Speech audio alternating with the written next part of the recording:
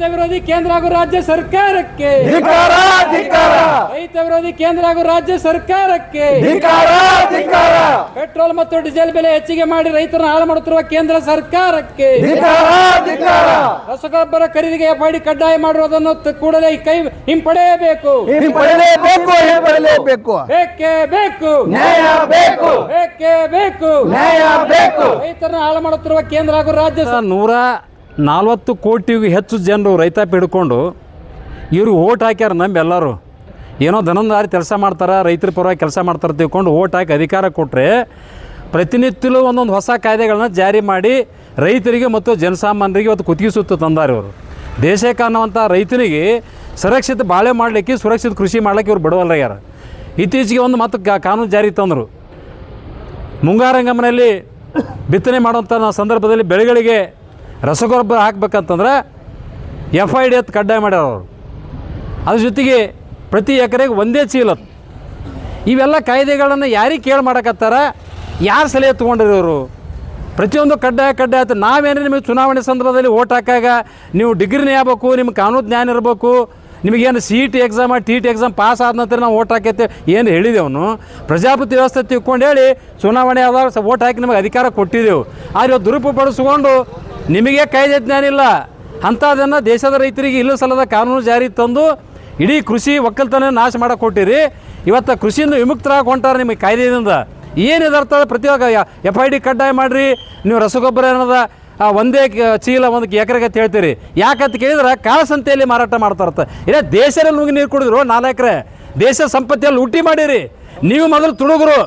ಈ ದೇಶದ ರೈತರಿಗೆ ಏನದ ನೀವು ಕಾಳಸಂತೆಯಲ್ಲಿ ಮಾರಾಟ ಮಾಡ್ಕೋತೀರಿ. ಇಡೀ ದೇಶ ಪಾರ್ಲಿಮೆಂಟೇ ಮಾರ್ಕೋತೀರಿ, ದೇಶನೇ ಹರಾಜಾಗ್ಲಕೂತೀರಿ. ನೀವು ಮೊದಲು ಕಾಳ್ರಿ. ಅದನ್ನು ದೇಶ ಅನ್ನ ಅಂತವಂಥ ರೈತರು ನೀವು ಕಾಳಪಟ್ಟ ಕಟ್ತೀರಿ. ಅಯೋಗ್ಯ ಇಂಥ ಮಾತು ಇನ್ನೊಮ್ಮೆ ಮಾಡಬೇಡ್ರಿ. ರೈತರಿಗೆ ಎಷ್ಟು ಅವಶ್ಯಕತೆ ಇರ್ತದೋ ಅಷ್ಟು ಗೊಬ್ಬರವನ್ನು ಪೂರೈಸುವಂಥ ಕೆಲಸ ಮಾಡಬೇಕು. FID ಏನು ಕಡ್ಡಾಯದಲ್ಲ ರದ್ದುಪಡಿಸುವಂಥ ಕೆಲಸ ಮಾಡಿರಿ ನೀವು. ಇವೆಲ್ಲ FID ನಮ್ಮ ರೈತರಿಗೆ ಗೊತ್ತಿಲ್ಲ. ನಾವು ಬೆವರು ಸುರಿಸಿ ದುಡಿದು ದೇಶದ 140 ಕೋಟಿ ಹೆಚ್ಚು ಜನಕ್ಕೆ ನಾವು ಅನ್ನವನ್ನು ಹಾಕುವಂಥ ಕೆಲಸ ಮಾಡ್ತೇವೆ. ಆ ಕಾರಣಕ್ಕಾಗಿ ನೀವು ಏನು ಅಧಿಕಾರ ಕೊಟ್ಟೇವಲ್ಲ, ಅಧಿಕಾರವನ್ನು ಸದುಪಡಿಸುವಂಥ ಮಾಡಬೇಕು. ಏನೇ ಕಾನೂನನ್ನು ಜಾರಿ ತರಬೇಕಾದ್ರೆ ರೈತರ ಮುಂದಿಟ್ಟುಕೊಂಡು ರೈತರ ಸಲಹೆಯನ್ನು ಪಡ್ಕೊಂಡು ನೀವು ಕಾನೂನು ಜಾರಿ ತೊಗೊಂಬರ್ರಿ. ನೀವು ಮಾಡ್ತಕ್ಕಂಥ ಕಾನೂನು ಈ ರೈತರಿಗೆ ಒಳಿತದೋ ಅಥವಾ ರೈತ ವಿರೋಧಿ ಅದೋ ಅದರಿಂದ ರೈತರಿಗೆ ಸಂಕಷ್ಟ ಆಗ್ತದಂತಕ್ಕಂಥದ್ದನ್ನು ರೈತರಿಂದ ನೀವು ಮನವರಿಕೆ ಮಾಡಿಕೊಂಡು ರೈತರಿಗೆ ಹಿತ ಹಾಕಿತ್ತಂದ್ರೆ ಕಾನೂನು ಜಾರಿ ತೊಗೊಂಬಂದಿರಿ. ಅದನ್ನು ಬಿಟ್ಟು ಎಲ್ಲ ದನಕಾರಲ್ಲ ಇವತ್ತು ಮಂತ್ರಿ ಆಗಿರಿ ನೀವು. ನಿಮ್ಮ ಹತ್ರ ಅಧಿಕಾರ ಕೊಟ್ಟಿದ್ದೆ ನಮಗೆ ತಪ್ಪಾಗ್ಯದ. ಯಾವ ಸಲಹೆ ಕೊಡ್ತಾನೋ ಗೊತ್ತಿಲ್ಲ. ಅಂಥವ್ರು ಸಲಹೆ ತೊಗೊಂಡು ಇವತ್ತು ಇಲ್ಲ ಸಲ್ಲದ ಕಾನೂನು ಜಾರಿ ತಂದು ಇಡೀ ರೈತ ಕುಲವನ್ನು ನಾಶ ಮಾಡಲಿಕ್ಕೆ ಹೊಟ್ಟಿದಿರಲ್ಲ. ಇನ್ನು ಮುಂದಾದರೂ ಎಚ್ಚೆತ್ತುಕೊಂಡು ಏನು ರೈತ ವಿರೋಧಿ ಕಾನೂನು ಜಾರಿ ತರ್ತಾರಲ್ಲ ಕೂಡಲೇ ಅದನ್ನು ನಿಲ್ಲಿಸುವಂಥ ಕೆಲಸ ಮಾಡಬೇಕು. ಅದ್ರ ಜೊತೆಗೆ ಪೆಟ್ರೋಲ್ ಮತ್ತು ಡೀಸೆಲ್ ಬೆಲೆ ಇವತ್ತು 111 ರೂಪಾಯಿ ಹೆಚ್ಚು ಮಾಡಿರಿ. 4 ಬಾರಿ ಹೆಚ್ಚಾಗ್ಯದ ರೇಟ. ಆದರೆ ರೈತರು ಬೆಳೆದಂಥ ಬೆಲೆಗಳಿಗೆ ವಸ್ತುಗಳಿಗೆ ಬೆಲೆನೇ ಇಲ್ಲ. ಇವತ್ತು ಕೃಷಿ ಚಟುವಟಿಕೆ ನಿಂತೋಗ್ಯದ. ಇವತ್ತು ಬಹುತೇಕ ಒಕ್ಕಲತನ ಮೂಲೆಗುಂಪಾಗ್ಯದ. ಇವತ್ತು ಕೃಷಿ ಚಟುವಟಿಕೆ ಇವತ್ತು ಯಂತ್ರೋಪಕರಣ ನಡೆದಿಂದ ಡೀಸೆಲ್ ಮತ್ತು ಪೆಟ್ರೋಲ್ ಅವಶ್ಯಕತೆ ಅದ. ನೀವು ಉದ್ದೇಶಪೂರ್ವಕವಾಗಿ ಅಥವಾ ಕೃತಕ ಭಾವ ಸೃಷ್ಟಿ ಮಾಡಿ ಇವತ್ತು ರೇಟ್ ಹೆಚ್ಚು ಮಾಡಿರೋ ಗೊತ್ತಾಗ್ತಾ ಇಲ್ಲ. ನೀವು ಏನು ಮಾಡ್ತಿರೋ ಗೊತ್ತಿಲ್ಲ. ಮೂಲ ಬೆಲೆ ಎಷ್ಟಿತ್ತು ಅದನ್ನು ಅಲ್ಲಿಗೆ ತಂದು ರೈತರಿಗೆ ಪ್ರತಿಯೊಬ್ಬರಿಗೂ ಕೂಡ ನೀವು ಎಷ್ಟು ರೈತರು ತಮ್ಮ ಕೃಷಿ ಚಟುವಟಿಕೆ ಅವಶ್ಯಕತೆ ಅಷ್ಟು ಡೀಸೆಲ್ ಮತ್ತು ಪೆಟ್ರೋಲನ್ನ ಪೂರೈಸುವಂಥ ಕೆಲಸ ಮಾಡ್ಬೇಕಂತ ತಿಳ್ಕೊಂಡು ಇವತ್ತು ನಾವು ಅಖಂಡ ಕರ್ನಾಟಕ ರೈತ ಸಂಘ ಹಾಗೂ ಕರ್ನಾಟಕ ರಾಜ್ಯ ರೈತ ಸಂಘ ಜಂಟಿಯಾಗಿ ಇವತ್ತು ಪ್ರತಿಭಟನೆ ಮೂಲಕ ಕೇಂದ್ರ ಮತ್ತು ರಾಜ್ಯ ಸರ್ಕಾರವನ್ನು ನಾವು ಎಚ್ಚರಿಸಲಿಕ್ಕೆ ಇವತ್ತು ಪ್ರತಿಭಟನೆಯನ್ನು ಮಾಡಿದ್ದೇವೆ.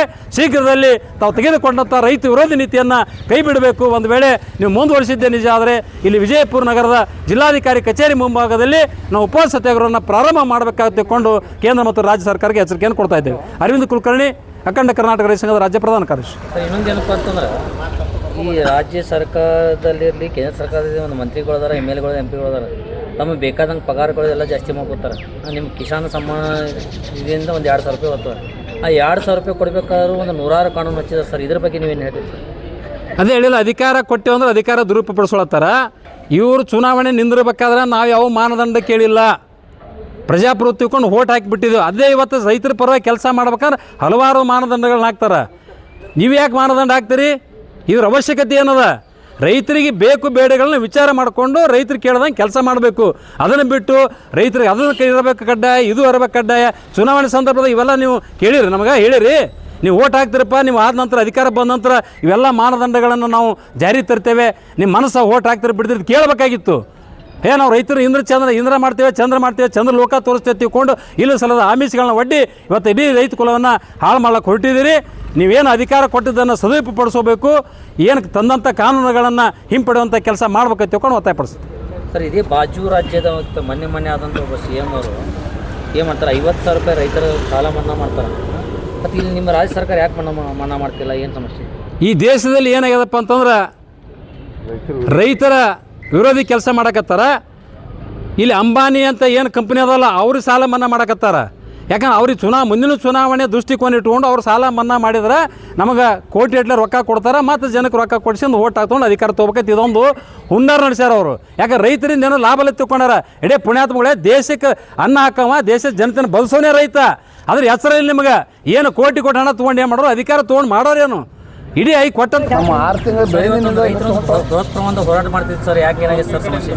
ನೋಡ್ರಿ, ಜಿಲ್ಲೆಯಲ್ಲಿ ಇಡೀ ಕರ್ನಾಟಕದಂತ ಏನಂದ್ರೆ ತುರ್ತು ಪರಿಸ್ಥಿತಿ ಆಗ್ತಾಯಿದೆ. ಅಂದರೆ ಡೀಸೆಲ್ ಮತ್ತು ಪೆಟ್ರೋಲ್ ದರ ಏರಿಕೆ, ಯಾವ ರೀತಿ ದರ ಏರಿಕೆ ಆಗ್ತಾಯಿದೆ, ಇದು ಎಮರ್ಜೆನ್ಸಿ ಡಿಕ್ಲೇರ್ ಆಗ್ತದೆ.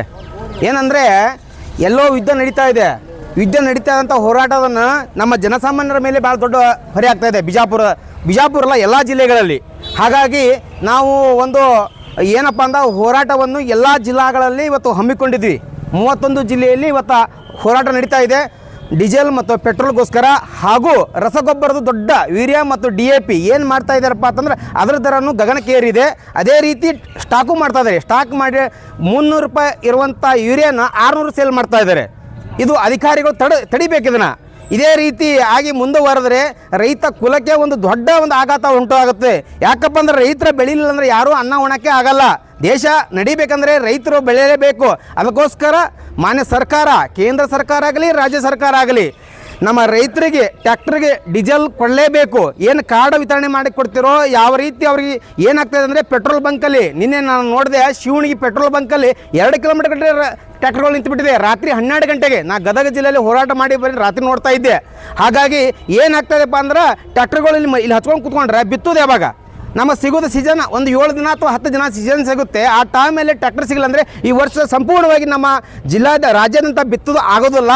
ಅದಕ್ಕೆ ಮುನ್ನೆಚ್ಚರಿಕೆಯಾಗಿ ಸರ್ಕಾರದಲ್ಲಿ ಏನಪ್ಪ ಅಂದ್ರೆ ಅವರು ಕ್ಯಾಬಿನೆಟಲ್ಲಿ ನಾ CM ಆಗಬೇಕು, ನಾ ಇವ ಆಗಬೇಕಂತ ಅದೇ ಹೋರಾಟ ಮಾಡ್ತಾ ಇದ್ದಾರೆ. ರೈತರ ಬಗ್ಗೆ ಒಂದು ತುರ್ತವಾದಂಥ ಒಂದು ಅಧಿವೇಶನ ಕರಿಬೇಕು, ಅವರು ಸದ್ಯ ಕರಿಬೇಕು. ಡೀಸೆಲ ಮತ್ತು ಪೆಟ್ರೋಲ, ರಸಗೊಬ್ಬರದು. ಮತ್ತು ಅದೇ ರೀತಿ ಏನಾಗ್ತದೆಪ್ಪ ಅಂದ್ರೆ ನಮ್ಮ ನಾಗಠಾಣ ಕಾಲುವೆಯಲ್ಲಿ ದೊಡ್ಡ ಸಮಸ್ಯೆ ಆಗ್ತಾ ಇದೆ ರೈತರಿಗೆ. ಏನಪ್ಪ ಅಂದ್ರೆ ಟೇಲೆಂಟ್ ನೀರೇ ಬರ್ತಾ ಇಲ್ಲ. ಇದು ಹೋರಾಟ ಪ್ರತಿನಿತ್ಯ ಮಾಡ್ತಾ ಇದ್ದೀವಿ, ಎಲ್ಲ ಸಂಘಟನೆಗಾರರು ಮಾಡಿದ್ದಾರೆ. ಯಾಕಪ್ಪ ಅಂದರೆ ಹರ್ನಾಳ, ಇಂಗಳಿಗೆ, ಜಂಬಿಗಿ, ಆಯೇರಿ, ಅಂಕಲಿಗೆ ಇಲ್ಲಿ ಸಂಪೂರ್ಣವಾಗಿ ಲಾಸ್ಟ್ ಟೈಮ್ ನೀರು ಬಿಟ್ಟಾಗೂ ನೀರು ಮುಟ್ಟಿಲ್ಲ. ಈಗ ನಾಳೆ 1ನೇ ತಾರೀಕಿಗೆ ನೀರು ಬಿಡ್ತೀನಿ ಅಂತ ಹೇಳ್ತಾ ಇದ್ದಾರೆ. ಅದು ಪ್ರತಿಯೊಂದು ಕೆರೆಗಳನ್ನು ತುಂಬಬೇಕು. ಇಲ್ಲಪ್ಪ ಅಂತಂದರೆ ಇಲ್ಲಿ DC ಆಫೀಸ್ ಮುಂದೆ ಎದುರುಗಡೆ ಕುತ್ಕೊಂಡು ಎಲ್ಲ ಈ ಪ್ರಗತಿಪರ ಸಂಘಟನೆಗಳ ಜೊತೆ ಒಳ್ಳೆ ಕುತ್ಕೊಂಡು ಹೋರಾಟ ಮಾಡಬೇಕಾಗ್ತಂತ ಒಂದು ಎಚ್ಚರಿಕೆ ಕೊಡ್ತಾ ಇದ್ದೀವಿ. ಹಾಗಾಗಿ ಇನ್ನೊಂದು ಏನಪ್ಪ ಅಂತಂದರೆ ಈಗ ರಸಗೊಬ್ಬರದ ರೇಟ್ ಇಳಿಕೆ ಮಾಡಲೇಬೇಕು. ಕೇಂದ್ರ ಸರ್ಕಾರಕ್ಕೆ ಮತ್ತು ರಾಜ್ಯ ಸರ್ಕಾರಕ್ಕೆ ನಾವು ಒಂದು ಪತ್ರನೂ ಬರೆದಿದ್ದೀವಿ. ಸೊ ಹಾಗಾಗಿ ಮುನ್ನೆಚ್ಚರಿಕೆಯಾಗಿ ರೈತರ ಈ ವರ್ಷ ಬರಗಾಲ ಇದೆ. ಈಗ ಆಲ್ರೆಡಿ ಹವಾಮಾನ ಇಲಾಖೆ ಹೇಳಿದ್ದಾರೆ, ಬರ ಇದೆ ಅಂತ ಹೇಳಿದ್ದಾರೆ. ಮುನ್ನೆಚ್ಚರಿಕೆಯಾಗಿ ಅವರು ಕ್ರಮ ಕೈಗೊಳ್ಳಲೇಬೇಕು. ಕೈಗೊಳ್ಳದಿದ್ದರೆ ಒಂದು ದೊಡ್ಡ ರೈತರು ಗೊತ್ತಿಲ್ಲ. ಈಗ 3-4 ಸಲ ನೀರು ಬಿಟ್ಟರು ಕೂಡ ಒಂದೇ ಒಂದು ಹನಿ ಇವತ್ತು ಜಂಬಿ ಕೆರೆ ಆಗಿರ್ಬೋದು, ಈ ಹೊನಡಿ ಕೆರೆ ಸಂಪೂರ್ಣ ಬತ್ತಿ ಹೋಗ್ಯಾವ. ಇವ್ರು ಹೆಂಗಪ್ಪ ಅಂದರೆ MLAಗಳು ಸತ ವೈಯಕ್ತಿಕ ಹಿತಾಸಕ್ತಿ ಏನು ಗೊತ್ತಿಲ್ಲ. ಆದರೆ ಈ ಅಧಿಕಾರಿಗಳು ಬೇಜವಾಬ್ದಾರಿ, ಸರ್ಕಾರದ ನಿರ್ಲಕ್ಷ್ಯ ಓಸು ಕೂಡಿ ಸಂಪೂರ್ಣ ನಮ್ಮ ಕೆರೆಗಳಿಗೆ ನೀರಿಲ್ಲಾರದ ವ್ಯವಸ್ಥೆಗಳು ಮಾಡಿದ್ದಾರೆ. ಈಗ ಯಾಕಪ್ಪ ಅಂತ ಕೇಳಿದ್ರೆ ಇದು ಕೆರೆ ನೀರು ತುಂಬಲೇಬೇಕು. ಇವರು ಸುಳ್ಳು ಏನದ ನಾವು ಟ್ಯಾಂಕರ್ಲೇ ನೀರು ಹಾಕ್ತೀವಿ, ಅದರಲ್ಲೇ ನೀರು ಹಾಕ್ತೀವಿ ಅಂತ ಹೇಳಿದ್ರೆ ನಾವು ಕೇಳೋದಿಲ್ಲ. ಈಗ ಏನದ, ಈಗ ನೀರು ಬಿಟ್ಟಿದ್ದಾರೆ, ಅವು ಕೆರೆಗಳು ತುಂಬೋ ಕೆಲಸ ಆಗಬೇಕು. ಇವ್ರು ಏನು ಮಾಡ್ತಾರೆ, ಮಳೆಗಾಲದಾಗ ನೀರನ್ನು ಆಂಧ್ರಕ್ಕೆ ಹರಿಬಿಡ್ತಾ ಇದ್ದಾರೆ. ಅವಾಗ ಕೆರೆಗಳು ತುಂಬಿಸಿದ್ರೆ ಈಗ ನೀರು ನಮ್ಗೆ ಸ್ಟಾಕ್ ಇರುವ ವ್ಯವಸ್ಥೆ ಇದು. ಅವಾಗೆಲ್ಲ ಹರಿಬಿಟ್ಟು ಈಗ ನೀರು ಇಲ್ಲ ಡ್ಯಾಮಿನೊಳಗೆ ಅಂತೇಳಿ ಕುಂಟ ನೆಪ ಹೇಳ್ಕೊಂಡು ಇವರು ಅಧಿಕಾರಿಗಳು ಸಂಪೂರ್ಣ ನಿರ್ಲಕ್ಷ್ಯನೇ, ಬೇಜವಾಬ್ದಾರಿ ಕೆಲಸದಿಂದ ಇದು ಆಗುವಂಥ ಘಟನೆಗಳು. ಇವರು ಶೀಘ್ರದಲ್ಲಿ ಇವರು ಕೆರೆಗಳಿಗೆ ನೀರು ತುಂಬಿಸಿ ಹೋದರೆ ನಾವು ಉಗ್ರವಾದ ಹೋರಾಟ ಇದೇ ಜಿಲ್ಲಾ ಆಡಳಿತ ಅದು ಆಫೀಸ್ ಮುಂದೆ ನಾವು ಮಾಡಬೇಕಾಗ್ತದೆ. ಮತ್ತು ಇದರ ಜೊತೆಯಲ್ಲಿ ಈಗ ಮುಂಗಾರಿ ಹಂಗಾಮಿ ಸ್ಟಾರ್ಟ್ ಆಗಿದೆ. ಸದ್ಯ ರೋಣಿ ಮಳೆ ಹೂಡಿದ್ರಿಂದ ಈಗ ನಮ್ಮ ಬಿತ್ತುವ ಕಾರ್ಯಗಳು ಚಾಲು ಆದವು. ಇವ್ರು ಏನು ಮಾಡಿದಾರಪ್ಪ ಅಂತಂದ್ರೆ ಎಲ್ಲ ಪಂಪಿನವರಿಗೆ ಯಾರು ಇವರಿಗೆ ಆದೇಶ ಕೊಟ್ಟರೆ ಗೊತ್ತಿಲ್ಲ, ಇದು ಡಬ್ಬಿ ಒಳಗೆ ಬಾಟ್ಲಿ ಒಳಗೆ ಡೀಸೆಲ್ ಕೊಡಬೇಡ, ಪೆಟ್ರೋಲ್ ಕೊಡಬೇಡ ಅಂತ ಹೇಳಿದಾರೆ. ಇವತ್ತಿನ ದಿವಸ ಏನಾಗ್ಯದಪ್ಪ ಅಂತಂದ್ರೆ ರೈತರಿಗೆ ಟ್ರ್ಯಾಕ್ಟರ್ ತೊಗೊಂಡು ಪಂಪಿಗೆ ಬರೋಕ್ಕಾಗತ್ತದ? ಸಾಧ್ಯನೇ ಇಲ್ಲ. ಅವರು ಇಡೀ ದಿವಸ ಏನದ ಅವರು ರಸ್ತೆ ಮೇಲೆ ಟ್ರ್ಯಾಕ್ಟರ್ ತೊಗೊಂಡು ರೈತರು ಓಡಾಡ್ಬೇಕಾ? ಏನು ರೈತರು ಭಿಕ್ಷುಕರಾಗಿಬಿಟ್ಟಿದ್ದಾರೆ ಇವ್ರು KSCಗೂ? ರೈತರ ಟ್ರ್ಯಾಕ್ಟರ್ಗಳಿಗೆ ಡಬ್ಬಿಯ ಮುಖಾಂತರ ಎಣ್ಣೆ ಕೊಡಲೇಬೇಕು. ನೀವು ಕೊಡಲಿಲ್ಲ ಅಂತಂದ್ರೆ ಈ ವರ್ಷ ಇಡೀ ನಮ್ಮ ಕರ್ನಾಟಕದ ರೈತರ ಕೃಷಿಗಳು ಮರುಭೂಮಿ ಅದು ಏನು ಬಿತ್ತನೆ ಆಗದೆ ಹೋಗ್ತಾ ಇದ್ದಾವ. ನೀವು ಡೀಸೆಲ್ ಎಲ್ಲವನ್ನು ನೀವು ಏನು ಸೂಕ್ತ ಕ್ರಮ ತಗೋತೀರಿ ಗೊತ್ತಿಲ್ಲ, ಲಾರಿಗಳು ನೀವು ಡೀಸೆಲ್ ನಿಂದ್ರಿಸ್ತೀರೋ ಗೊತ್ತಿಲ್ಲ. ನಮ್ಮ ರೈತರಿಗೆ ಟ್ರ್ಯಾಕ್ಟರ್ಗಳಿಗೆ ಡೀಸೆಲ್ ಕೊಡಲೇಬೇಕು. ನೀವು ರೈತರಿಗೆ ಏನದ ಭಿಕ್ಷಕರಿಗೆ ಇವತ್ತು ನಾವು ನೋಡ್ತೀವಿ 40-50 ಕಿಲೋಮೀಟರ್ ಗಟ್ಟಲೆ ಬೈಕ್ ಮೇಲೆ ಡೀಸೆಲ್ ತೊಗೊಳಕ್ಕೆ ಓಡಾಡಕತ್ತಿದ್ದಾರೆ ಅವರು. ನಾವು ಕಣ್ಣು ಮುಂದೆ ನೋಡ್ತಾ ಇದ್ದೀವಿ. ಅವರಿಗೆ ನಾವು ಟ್ರ್ಯಾಕ್ಟರ್ ಬಾಡಿಗೆ ಬರೀಪ್ಪ ನಾಳೆ ಗೆಳೆಯಕತ್ತ ಹೇಳಿದ್ರೆ ಅವರು ನಮ್ಮ ಡೀಸೆಲ್ ಇಸ್ಕೊಡ್ರೆ ನಾವು ಬರ್ತೀವಿ, ನಮ್ಮ ಡೀಸೆಲ್ ಸಿಗೋಲ್ದಂತ ಹೇಳ್ತಾ ಇದ್ದಾರೆ. ಏನು ನಾವು ಹೊಲವ ಪಡಕ್ಕೆ ಹಿಡ್ಕೊಂಡು ಕುಂದಿರ್ಬೇಕಾ? ನಿಮ್ಮ ಕೈಲೇ ಅಧಿಕಾರವನ್ನು ಸರಿಯಾದ ರೀತಿ ನಿಭಾಯಿಸಾಗಿಲ್ಲ. ಎಲ್ಲರೂ ಕೇಂದ್ರ ಸರ್ಕಾರ, ರಾಜ್ಯ ಸರ್ಕಾರ ನೀವು ರಾಜೀನಾಮೆ ಕೊಟ್ಟು ಮನೆಗೆ ಹೋಗಿಬಿಟ್ರಿ, ನಾವು ರೈತರೇ ಬಂದು ನಾವು ಸರ್ಕಾರ ಮಾಡಿಕೊಂಡು ನಮ್ಗೆ ಹೆಂಗೆ ಬೇಕಂಗೆ ನಾವು ಅಧಿಕಾರ ನಾವು ಮಾಡ್ಕೋತೀವಿ. ನಿಮ್ಮ ನೀಗಲಿಲ್ಲ ಅಂತಂದ್ರೆ, ನಿಮ್ಮ ನೀಗ್ತಿತ್ತು ಅಂದ್ರೆ ಮೊದಲು ನೀವು ರೈತರನ್ನ ಎತ್ತಿ ಹಿಡಿಬೇಕು. ಎತ್ತಿ ಹಿಡಿದೇ ಹೋದರೆ ನಮ್ಮ ರೈತ ಈ ವರ್ಷ ಪೀಕ್ ಬರಲಿಲ್ಲ ಅಂದ್ರೆ ರೈತ ಮತ್ತೆ ಸಾಲಗಾರ ಆಗ್ತಾನೆ. ಅದರ ಜವಾಬ್ದಾರಿ ಯಾರು? ಪಕ್ಕದ ರಾಜ್ಯದಾಗ ನಿನ್ನೆ ಮೊನ್ನೆ ಬಂದಂಥ CM ಅವರು ರೈತರ ಸಾಲ ಮನ್ನಾ ಮಾಡಿದ್ರು. ನಿಮಗೇನಾಗ್ಯದ ಸಾಲ ಮನ್ನಾ ಮಾಡ್ಲಿಕ್ಕೆ? ಏನು ಯಾರಾದರೂ ನಮ್ಮ ರಾಜ್ಯದೊಳಗೆ ನಿಮಗೇನಾದರೂ ಬಿಟ್ಟಿ ಭಾಗ್ಯ ಕೊಡುತ್ತೆ ನಮ್ಮ ರೈತರು ಕೇಳಿದ್ರಾ? ಏನು ನಮ್ಮ ಕಾರ್ಮಿಕರು ಕೇಳಿದ್ರಾ?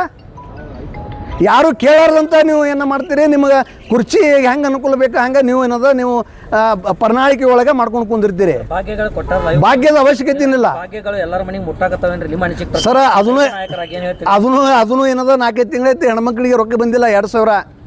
ಅವೇನೋ ರೇಷನ್ ಕೊಟ್ಟರು. ಆ ರೇಷನ್ನು ಒಂದು 5-6 ತಿಂಗಳು ಏನದ ಒಂದು 500 ರೂಪಾಯಿ ಕೊಟ್ಟರು. ಡೈರೆಕ್ಟ್ ಅದು ಹಾಕ್ತಿಂತೆ, ಅದನ್ನು 5 kg ಹೋಯ್ತು.